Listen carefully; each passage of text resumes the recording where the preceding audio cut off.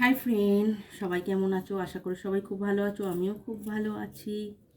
তো তোমাদের কাছে একটা নতুন নিউ ব্লগ নিয়ে আবার হাজির হয়ে গেলাম।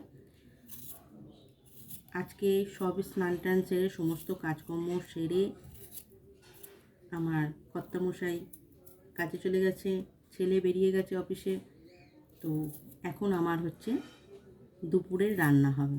তো দুপুরে আজকে রান্না করব, বাজার করে নিয়ে এসেছি। পুঁই শাকের তরকারি করব, টকের ডাল করেছি, কুমড়ো ভেজেছি, আলু ভেজেছি। আর এখন হবে পুঁই শাকের তরকারি।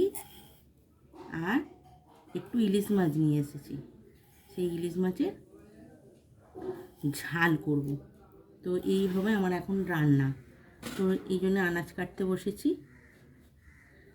আনাজটা কেটে নিয়ে তারপরে রান্নাটা বসাবো। দেখো আমার চান টান সব সারা হয়ে গেল। আমরা সব সেরেই এবারে রান্নাটা বসালাম, দুপুরের রান্না।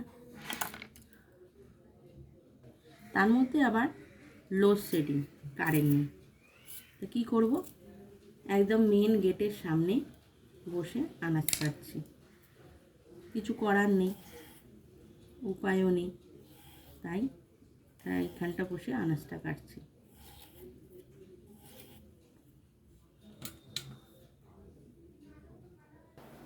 তো ছেলের ঘর আমার পরিষ্কার হলো সবে। দেখো, ছেলের ঘর আমি পরিষ্কার করে, বিছানা পরিষ্কার করে নিলাম। এবারে ঘরটা ঝাড় দিয়ে মুছে নিয়েছি।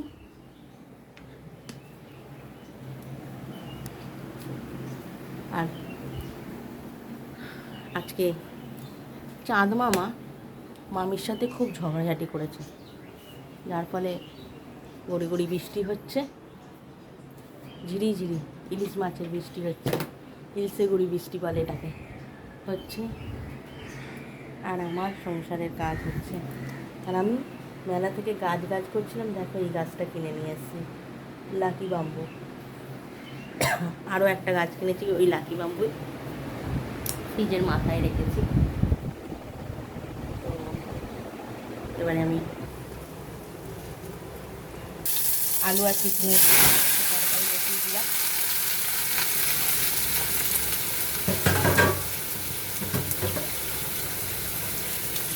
এই গাছের এই তরকারিটা আমাদের রোজই লাগে, রোজ।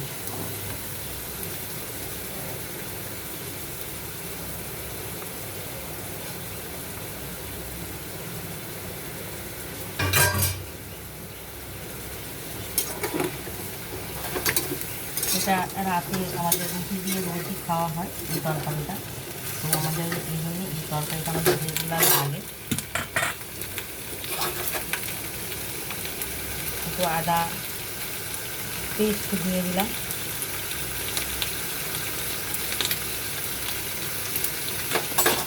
একটু জিরে গুঁড়ো,